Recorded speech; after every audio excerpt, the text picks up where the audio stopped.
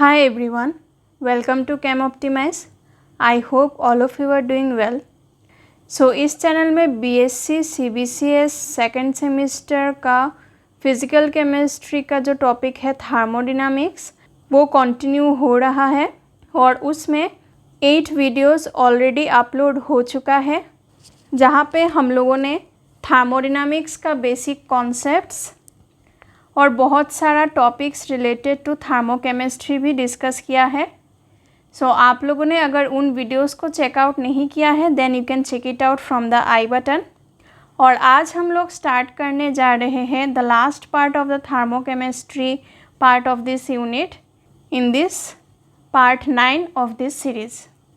So if you are new to this channel please subscribe the channel and hit the bell notification ताकि आप लोग को पता चल जाए जब भी मैं एक नया वीडियो अपलोड करूं और मुझे भी मोटिवेशन मिले अच्छा नया कंटेंट्स लाने के लिए इस चैनल में.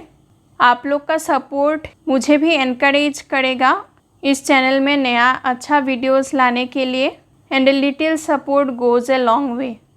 सो लास्ट वीडियो में मैंने डिस्कस किया था कुछ टॉपिक्स और उसके बाद बोला था कि न्यूमेरिकल्स डिस्कस करेंगे, लेकिन वो न्यूमेरिकल्स कुछ अलग वीडियो या फिर अलग सीरीज़ में मैं इंक्लूड करूँगी. इस सीरीज़ में सिर्फ कॉन्सेप्चुअल टॉपिक ही डिस्कस करेंगे हम लोग. तो आज हम लोग थर्मोकेमिस्ट्री का जो पार्ट है लास्ट इन दिस यूनिट वो हम लोग डिस्कस कर लेते हैं. So let's move on to the topic. So आज हम लोग पहले डिस्कस करने जा रहे हैं रिएक्शन का एंथैल्पी जो है वो टेम्परेचर के ऊपर कैसे डिपेंड करता है और उसके रिलेटेड जो इक्वेशंस है those are called Kirchhoff's equation, वो हम लोग डिस्कस करेंगे एंड डिराइव करेंगे. सो हम लोगों ने ऑलरेडी डिस्कस किया था कि एंथैल्पी ऑफ ए रिएक्शन जो है वो हम लोग ऐसे डिनोट करते हैं del H is equal to summation of enthalpy of products minus summation of enthalpy of reactants. So ये वाला इक्वेशन हमने ऑलरेडी डिस्कस किया है in the previous video. Now अगर हम लोग अभी इस वाले इक्वेशन को हम लोग नाम दे देते हैं इक्वेशन 1 और इस इक्वेशन 1 को अगर हम लोग टेम्परेचर के रेस्पेक्ट में डिफरेंशिएट करें एट कांस्टेंट प्रेशर तो हम लोग को क्या मिलेगा, d of del H d T at constant pressure is equal to summation of d of H products dt at constant pressure minus summation of d of H reactants dt at constant pressure. और हम लोग को ये पता है कि ddt of H, that is enthalpy at constant pressure, is equal to specific heat at constant pressure, that is Cp. तो ये वाला इंफॉर्मेशन हम यहाँ पे पुट कर सकते हैं. तो हमें मिलेगा d of del H dt at constant pressure should be equal to summation of ddt of enthalpy of products at constant pressure हो जाएगा Cp of products minus summation of ddt of enthalpy of reactants at constant pressure हो जाएगा Cp of reactants. और इसको हम लोग ऐसे भी डिनोट कर सकते हैं delta Cp where delta Cp is equal to summation of specific heat at constant pressure of products minus summation of specific heat at constant pressure of reactants. So इसको दे देते हैं हम लोग इक्वेशन 2. सो सिमिलरली अगर हम लोग internal energy के लिए निकालें तो इंटरनल एनर्जी में हम लोग को पता है ddt of internal energy U at constant volume is equal to CV ये हम लोग को ऑलरेडी पता है। तो सिमिलरली अगर हम लोग एंथैल्पी के जगह फर्स्ट स्टेप से अगर हम लोग एंथैल्पी के जगह यहाँ पे internal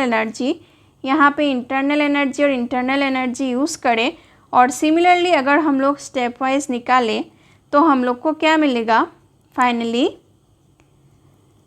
ddt of del U. और अभी हम लोग डिफरेंशिएट करेंगे with respect to temperature at constant volume condition. तो ये हो जाएगा एट कांस्टेंट वॉल्यूम और यहाँ पे हम लोग को मिलेगा summation of CV of products minus summation of CV of reactants और ये हो जाएगा delta CV। So this is equation 3. Now this equation 2 and equation 3 they are known as Kirchhoff's equation. So equation 2 and 3 are known as Kirchhoff's equation. और in equation का significance क्या है या फिर इसका इम्पोर्टेंस क्या है, तो ये इक्वेशन हम लोग को ये आइडिया देता है कि rate of change of enthalpy of A reaction या फिर rate of change of internal energy of A reaction कैसे चेंज होता है विथ रेस्पेक्ट टू टेम्परेचर। और कैसे चेंज होता है with respect to temperature, by the difference in the heat capacities of the products and reactants at constant pressure condition और at constant volume condition. सो ये हम लोग को इसके बारे में आइडिया देता है। नाउ इक्वेशन 2 जो था वहाँ से हम लोग को मिलेगा d of del H is equal to delta CP dt। और इसको अगर हम लोग इंटीग्रेट करें विद इन प्रॉपर लिमिट्स, और लिमिट जो है वो एंथैल्पी के लिए होगा del H1 to del H2 और टेम्परेचर के लिए ये होगा T1 टू T2। सो अभी अगर ये CP जो है वो इंडिपेंडेंट ऑफ टेम्परेचर रहा तो इसको हम लोग बाहर निकाल सकते हैं इंटीग्रेशन से। तो ये हो जाएगा integration of T1 to T2 dt। और इसको अगर हम लोग इंटीग्रेट करें तो हम लोग को क्या मिलेगा, यहाँ पे इंटीग्रेशन और डिफरेंशिएशन अपने आप में कैंसिल हो जाएगा।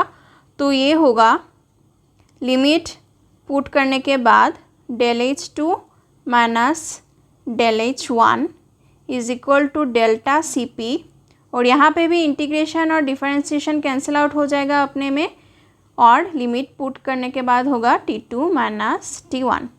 So this is the equation when CP is independent of temperature। मतलब स्पेसिफिक हीट जो है वो टेम्परेचर के ऊपर डिपेंड अगर नहीं करेगा तो फिर हम लोग को ये वाला इक्वेशन मिलेगा विच इज़ इक्वेशन 4। नाउ अगर CP टेम्परेचर डिपेंडेंट हो तो ये इक्वेशन कैसा होगा वो अभी हम लोग निकालेंगे। सो इक्वेशन 4 से अगर हम लोग को enthalpy of the reaction at any temperature अगर हम लोग को पता हो और कोई और टेम्परेचर में हम लोग को एंथैल्पी निकालना है और अगर हम लोग को दोनों टेम्परेचर पता है और हीट कैपेसिटी का डिफरेंस पता है between the products and the reactants, तो हम लोग इस वाले इक्वेशन को अप्लाई करके निकाल सकते हैं। Now when CP is temperature dependent, मान लेते हैं हम लोग CP को एक एक्सप्रेशन से हम लोग अभी एक्सप्रेस करेंगे which is a function of temperature. So यहाँ पे CP जो होगा वो एक फंक्शन ऑफ टेम्परेचर होगा। मान लेते हैं A plus BT plus CT square and so on. So यहाँ पे A B C जो है these are constants for a given substance.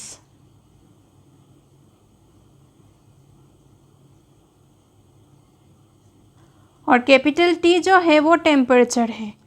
अभी अगर हम लोग डेल्टा Cp निकालें तो ये क्या होगा, delta A plus delta B into T plus delta C into T square and so on, where delta A is equal to A of products minus A of reactant. Similarly, delta B will be B of products minus B of reactants. तो यहाँ पे हम लोग जो निकाल रहे हैं delta Cp, ये है difference of heat capacity of products and reactants. तो तब हम लोग क्या करेंगे, हर एक टर्म को प्रोडक्ट एंड रिएक्टेंट का जो है वो डिफरेंस हम लोग निकालेंगे। तो ये हम लोग इस वाले इक्वेशन 5 से रिप्रेजेंट कर सकते हैं। नाउ अगेन अगर हम लोग इक्वेशन 3 से निकालें integration of d of del H, this will be equal to integration of delta Cp into D T. और अगर हम लोग यहाँ पे प्रॉपर लिमिट्स बिठाए पहले की तरह, तो ये हो जाएगा integration from del H1 to del H2, और यहाँ पे टेम्परेचर का लिमिट होगा T1 to T2। So left hand side में क्या होगा, ये पहले की तरह इंटीग्रेशन और डिफरेंशिएशन कैंसिल आउट हो जाएगा अपने में, और ये हो जाएगा लिमिट पुट करने के बाद del H2 minus del H1। और राइट हैंड साइड में अभी हम लोग डेल्टा Cp जो है वो बाहर नहीं निकाल सकते हैं क्योंकि ये टेम्परेचर डिपेंडेंट है, तो ये इंटीग्रेशन के अंदर ही रहेगा। और हम लोग जो एक्सप्रेशन यहाँ पे निकाले हैं इक्वेशन 5 से जो रिप्रेजेंट कर रहे हैं उसको हम लोग यहाँ पे पुट करेंगे। तो यहाँ पे अगर हम लोग इक्वेशन 5 से पुट करें तो ये हो जाएगा integration from T1 to T2 delta A into D T plus integration, हर एक टर्म के लिए मैं अलग अलग से यहाँ पे रिप्रेजेंट कर रही हूँ इंटीग्रेशन। तो यहाँ पे सेकेंड टर्म के लिए होगा integration from T1 to T2 delta B into T D T. Third term के लिए होगा integration from T1 to T2 delta C T square d T and so on. अभी हम लोग delta H2 minus delta H1 हो जाएगा left hand side में, और राइट हैंड साइड में हम लोग इंटीग्रेशन निकालेंगे। तो डेल्टा A जो है वो एक कांस्टेंट है, वो हम लोग बाहर निकाल सकते हैं। So integration of D T क्या हो जाएगा, इंटीग्रेशन और डिफरेंशिएशन अपने में कैंसिल आउट हो जाएगा और बचा रहेगा temperature, and proper limits put करने के बाद ये हो जाएगा T2 माइनस T1। उसके बाद सेकेंड टर्म में डेल्टा B हम लोग अगर बाहर निकालें तो अंदर रहेगा integration of T D T. तो integration of T D T होता है टी स्क्वायर बाई 2। सो अगर हम लोग लिमिट पुट करें तो ये हो जाएगा T2 square minus T1 square by 2। Similarly third term के लिए हम लोग डेल्टा C को बाहर निकाल लेंगे और अंदर रहेगा integration of T square d T. So integration of T square d T हो जाएगा टी क्यूब बाई 3, और लिमिट पुट करने के बाद हम लोग को मिलेगा T2 क्यूब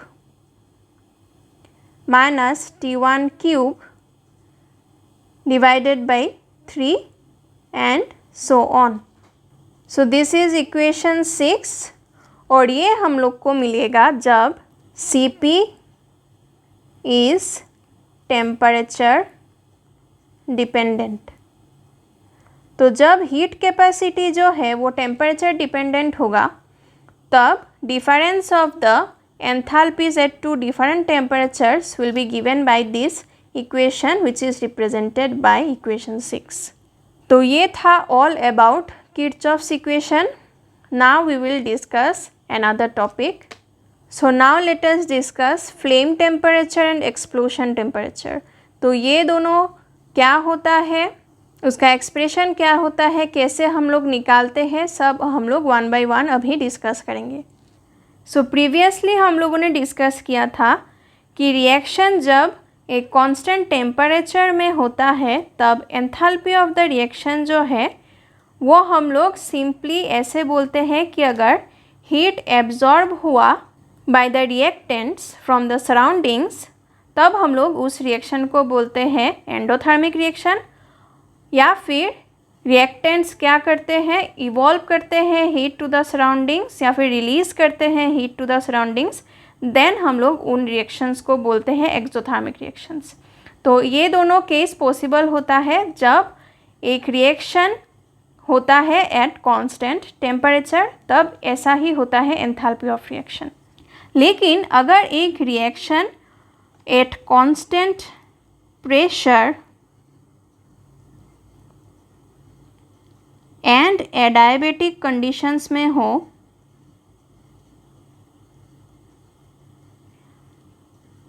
तब एंथैल्पी ऑफ रिएक्शन कैसे हम लोग डिफाइन करते हैं.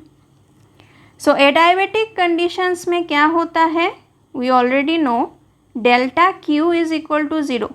इसका मतलब क्या होता है, कोई भी हीट सिस्टम से बाहर नहीं जा सकता या फिर कोई भी हीट सिस्टम के अंदर नहीं आ सकता है. सो जो भी हीट इवॉल्व होगा या फिर जो भी हीट एब्जॉर्ब होगा वो सिस्टम के अंदर से ही होना पड़ेगा. तो इस केस में एंथैल्पी ऑफ रिएक्शन कैसे हम लोग डिफाइन करते हैं.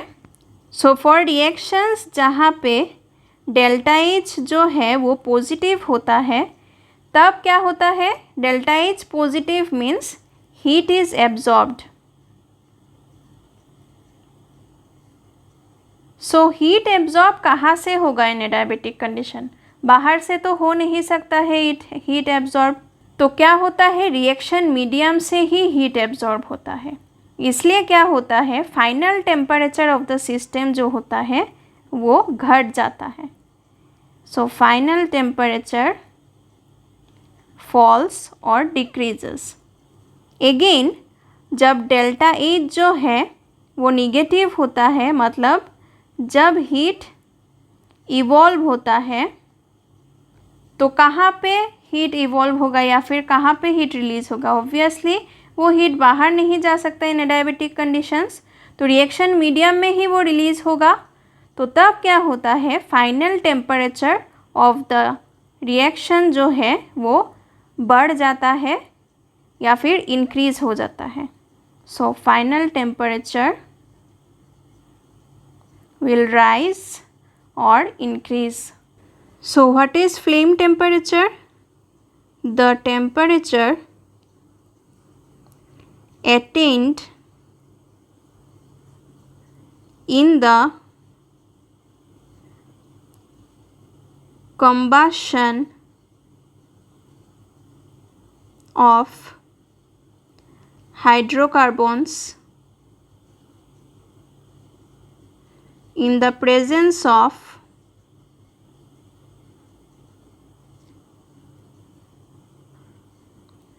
excess of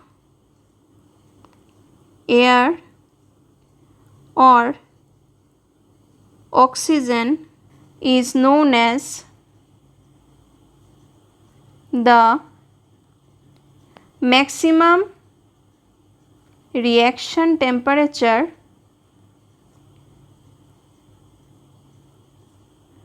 और फ्लेम टेम्परेचर.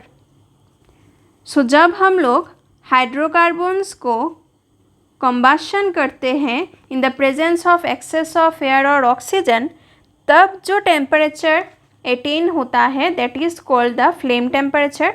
क्योंकि हाइड्रोकार्बन्स को जब हम लोग बर्न करते हैं या फिर कंबशन करते हैं तो बहुत ज़्यादा अमाउंट ऑफ हीट और लाइट जो है वो प्रोड्यूस होता है. सो नाउ हम लोग डिस्कस करेंगे कि इसको हम लोग कैलकुलेट कैसे करते हैं. सो मान लेते हैं कोई एक हाइड्रोकार्बन का कंबशन रिएक्शन है जिसका enthalpy of reaction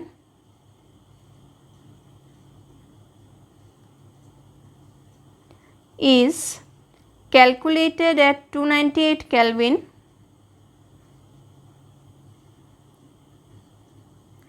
and is given as delta H 298. सो ये हीट ऑफ द रिएक्शन जो है वो यूज़ होगा प्रोडक्ट्स को हीट करने के लिए, क्योंकि कॉम्बशन रिएक्शन में बहुत ज़्यादा हीट फॉर्म होता है या फिर प्रोड्यूस होता है। और यहाँ पे हम लोग एडायबेटिक कंडीशन के बारे में बात कर रहे हैं। सो एडायबेटिक कंडीशन में कॉम्बशन रिएक्शन जो है वो एक्सोथर्मिक रिएक्शन होता है, और एडायबेटिक कंडीशन में अगर एक्सोथर्मिक रिएक्शन हो मतलब डेल एच निगेटिव हो तो टेम्परेचर जो है वो राइज करता है, जो कि हम लोगों ने ऑलरेडी डिस्कस किया है यहाँ पे। सो नाउ मान लेते हैं फाइनल टेम्परेचर जो है वो हायर होगा than 298 kelvin. So final temperature जो है हायर देन 298 केल्विन, और मान लेते हैं this is T2। So temperature को 298 केल्विन से T2 तक राइज होने के लिए जितना हीट चाहिए होगा दैट हीट मान लेते हैं, उसका कुछ नाम दे देते हैं। So heat required to raise the temperature of products from 298 Kelvin to T2 Kelvin, मान लेते हैं that heat is del H heating। Now क्योंकि ये एडायबेटिक प्रोसेस है so overall change in heat will be equal to 0। इसका मतलब ये है sum of del H 298 plus del H heating should be equal to 0। इसका मतलब ये है कि ये जो अमाउंट ऑफ हीट जो है ये del H heating जितना हम लोग को रिक्वायर्ड होगा टेम्परेचर ऑफ द प्रोडक्ट को इंक्रीज़ करने के लिए from 298 kelvin to T2 kelvin, that will be given as del H heating, which will be equal to minus of del H 298, क्योंकि sum of both these is equal to 0, and this will be equal to integration from 298 to T2 kelvin, जो कि हम लोगों ने Kirchhoff equation से निकाला है। सो वहाँ से मैं ये एक्सप्रेस कर रही हूँ। So del H 298 that is the heat of the reaction will be equal to integration from lower temperature to higher temperature summation of number of moles into heat capacity at constant pressure and molar heat capacity, that is CPM at constant pressure into dt। इससे हम लोग express कर सकते हैं, और ये आया है फ्रॉम किर्चॉफ्स इक्वेशन। सो यहाँ से हम लोग फ्लेम टेम्परेचर जो है वो कैलकुलेट कर सकते हैं by applying Kirchhoff's equation. So this is one application of Kirchhoff's equation. So generally flame temperature जो हम लोग यहाँ से कैलकुलेट करते हैं वो हायर होता है than what we observe. So ये डिफरेंस क्यों आता है? क्योंकि maybe there are some more complications in the system.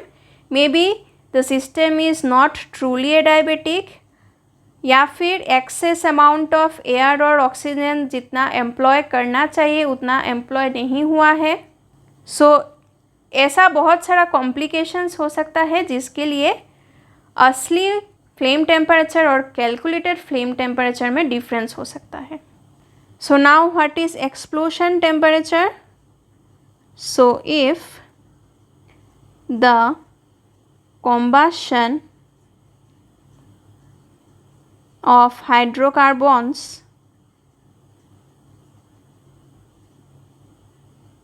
is carried out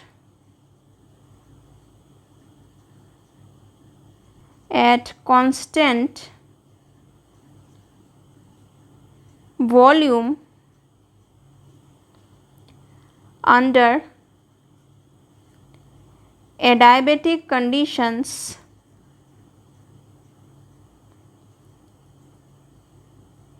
then the maximum temperature attained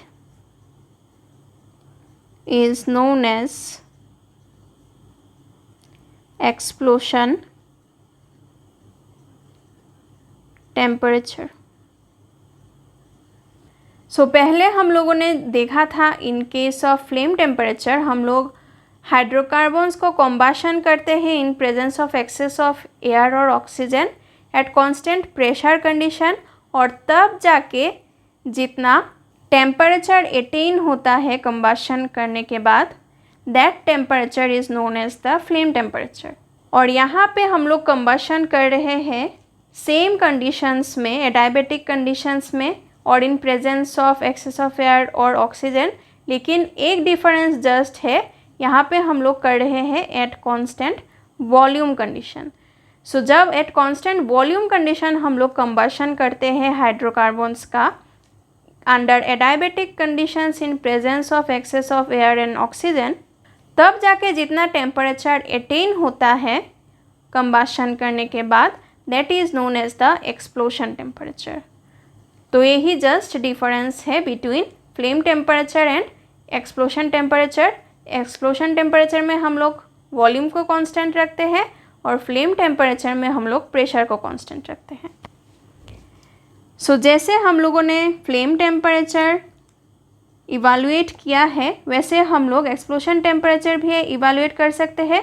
just यहाँ पे फ्लेम टेम्परेचर के केस में क्योंकि ये कांस्टेंट प्रेशर कंडीशन में था इसलिए हम लोगों ने एंथैल्पी के फॉर्म में ये एक्सप्रेस किया है, लेकिन एक्सप्लोशन टेम्परेचर के केस में क्या होगा, ये वॉल्यूम कंडीशन कांस्टेंट रहेगा, इसलिए हम लोग इंटरनल एनर्जी के थ्रू ये एक्सप्रेस करेंगे और बाकी सब प्रोसेस सेम ही रहेगा। सो एक्सप्लोशन टेम्परेचर में जस्ट डेल एच के जगह डेल यू से रिप्लेस हो जाएगा। So this was all about flame temperature and explosion temperature. और यहाँ पे ये थर्मोकेमिस्ट्री का पार्ट जो है ऑफ थर्मोडायनामिक्स यूनिट वो ख़त्म होता है। नेक्स्ट वीडियो में हम लोग बाकी पार्ट्स जो है of the thermodynamics unit of BSc CBCS second semester वो हम लोग डिस्कस कर लेंगे in the upcoming videos of this series. So stay tuned in this channel. और आप लोग को अगर इस वीडियो का कंटेंट्स अच्छा लगे then please like and subscribe this channel and share these videos among your friends and support this channel ताकि मैं भी और अच्छा कंटेंट्स नया कंटेंट्स ला सकूँ इस चैनल में और मुझे भी एनकरेजमेंट मिले। आप लोग को इस लेक्चर का PDF नोट्स डिस्क्रिप्शन बॉक्स में मिल जाएगा। And for more information and regular updates आप इस चैनल को फॉलो कर सकते हैं in Facebook and Telegram. Thank you so much for watching.